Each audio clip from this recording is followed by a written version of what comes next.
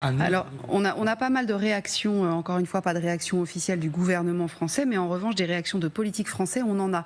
Je vous donnais celle de Marine Le Pen tout à l'heure. L'accord commercial est un fiasco politique, économique et moral. Voilà ce que dit la présidente du groupe RN à l'Assemblée. On a une réaction de Jean-Luc Mélenchon également, que vous allez découvrir sur cet écran. Tout a été cédé à Trump, avec le droit de changer les règles du jeu établies en 75 ans de relations bilatérales. Et une dernière réaction, celle de Dominique de Villepin, ancien Premier ministre évidemment, 27 juillet 2025, jour de la déclaration de dépendance européenne.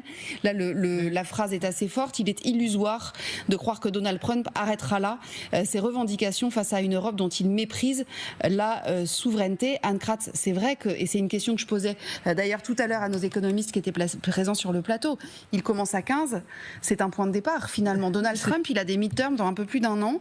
Il va avoir besoin aussi de donner des gages à sa population. Absolument, les midterms se rapprochent à toute vitesse. Mais justement, si je peux me permettre, je voudrais citer une chose, parler un peu de l'aspect historique de ce genre de choses. En 1927, il y a eu une très grosse crise entre les États-Unis, la France et l'Allemagne sur les tarifs. Les États-Unis voulaient imposer à la France 40% de tarifs, sinon plus.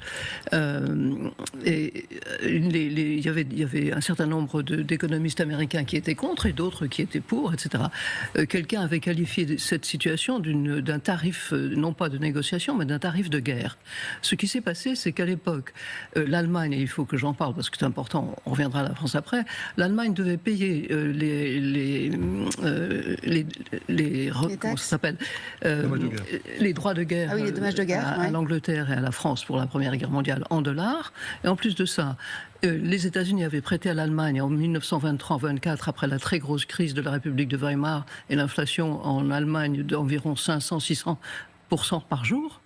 Ils devaient rembourser tout ça en dollars. Or, ce qui s'est passé, quand les tarifs ont été imposés à la France et à l'Allemagne n'a pas pu rembourser. Et qu'est-ce qu'on a vu arriver ? En 1929, il y a eu la crise que vous connaissez, qui a été en partie le résultat de cette situation, parce que beaucoup d'argent est arrivé aux États-Unis à cause des tarifs, mais en même temps, le commerce mondial a été complètement chamboulé, diversifié, etc. Et qu'est-ce qu'on a vu arriver après 1929 ?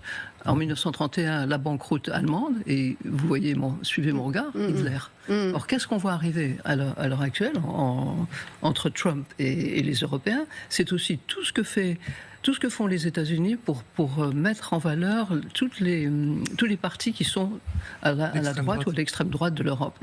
Et moi, je dirais une chose. Alors, M. Trump arrive beaucoup mieux même que M. Poutine à diviser les Européens. Et oui, mais c'est ce que j'allais vous dire.